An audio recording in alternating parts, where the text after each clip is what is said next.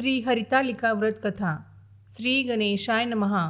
हिंदू संस्कृतीत वाढणाऱ्या प्रत्येक स्त्रीच्या दृष्टिकोनातून तिच्या कपाळावरचे कुंकू अन गळ्यातले मंगळसूत्र हाच खरा तिचा लाख मोलाचा दागिना आहे. आपल्या पतीला उत्तम प्रकारचे आरोग्य मिळावे, त्याला दीर्घायुष्य प्राप्त व्हावे, त्याच्याकडून सर्व सुख समाधान ऐश्वर्य लाभावे, पुत्रपौत्रांचा लाभ व्हावा, हाच पती जन्मोजन्मी लाभावा, ह्यासाठीच भारतीय नारी जी अनेक व्रतवैकल्ये करते त्यातलेच एक फलदायी व्रत म्हणजेच श्री हरितालिका व्रत होय. आता ह्या व्रताला हरितालिका असे नाव का पडले?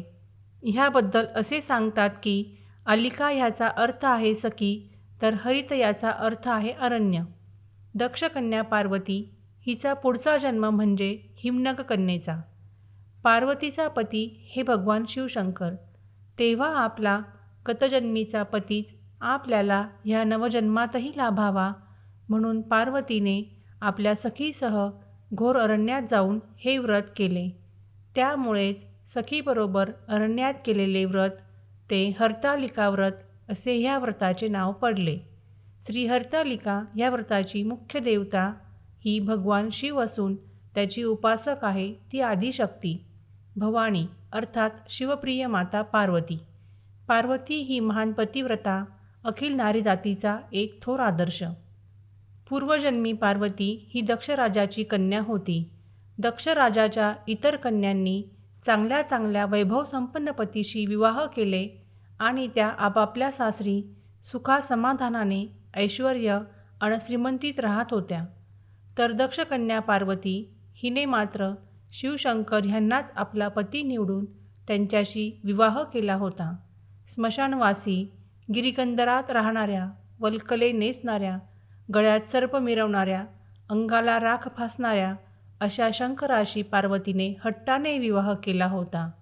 ही गोष्ट दक्षराजाला मुळीच आवडली नव्हती. या कारणासाठीच तो आपल्या कन्येवर नाराज होता. दक्षराजाने आपल्या घरी एक महायज्ञ करण्याचे ठरविले होते.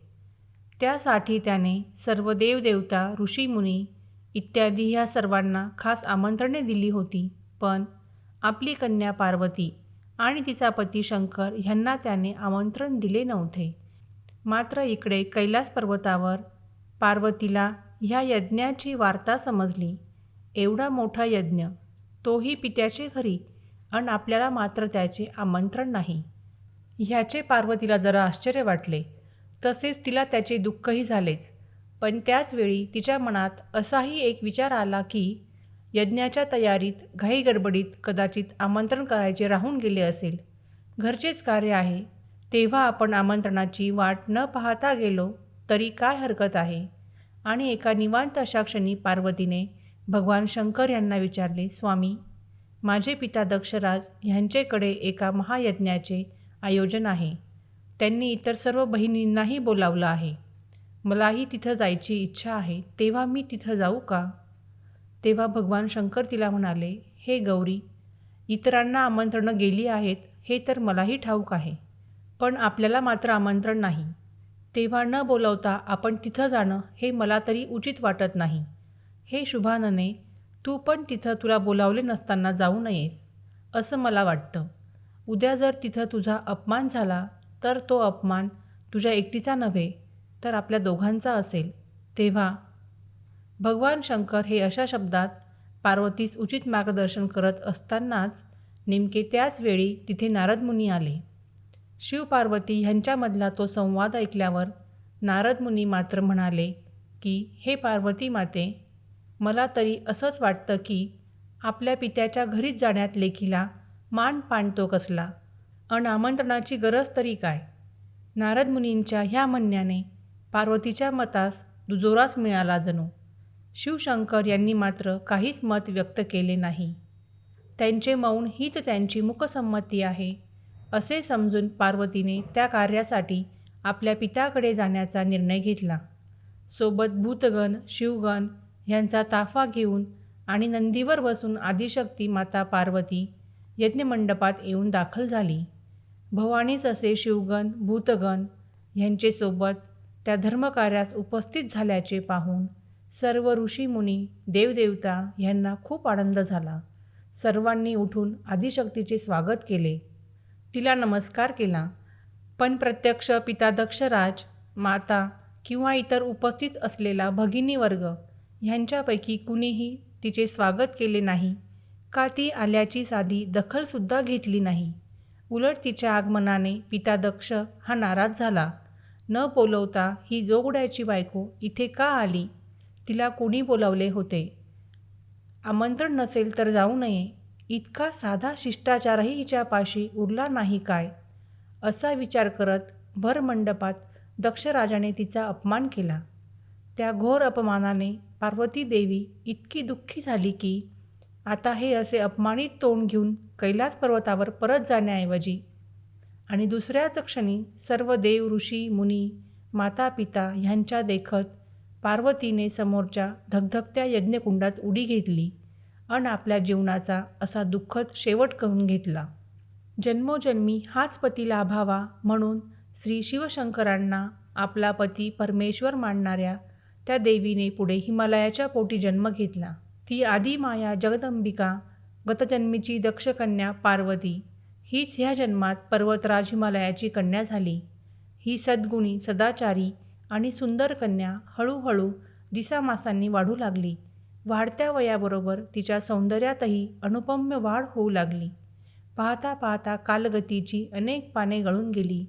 मुलगी लहानाची मोठी झाली आणि तिच्या विवाहाचे विचार पित्याच्या मनात येऊ लागले.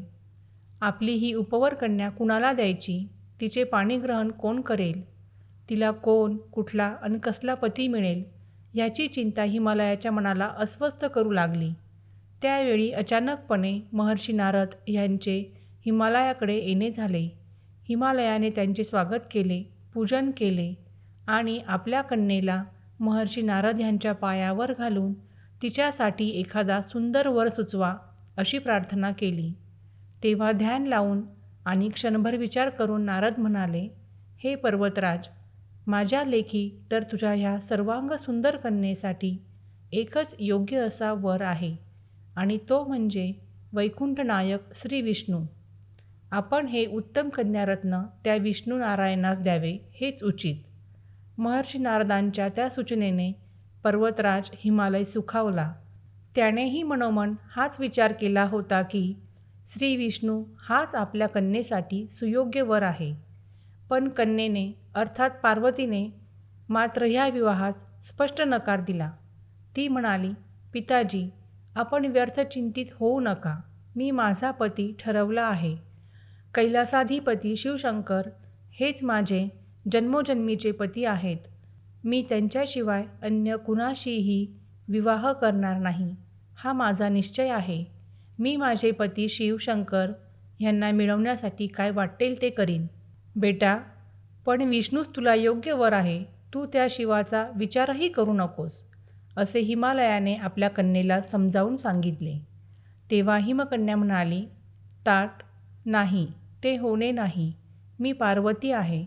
भगवान शंकर हेच माझे पती आहेत. मी त्यांच्याशी जन्मोजन्मीसाठी बांधले गेले आहे. मी माझा तो पती ह्या जन्मातही मिळवणारच.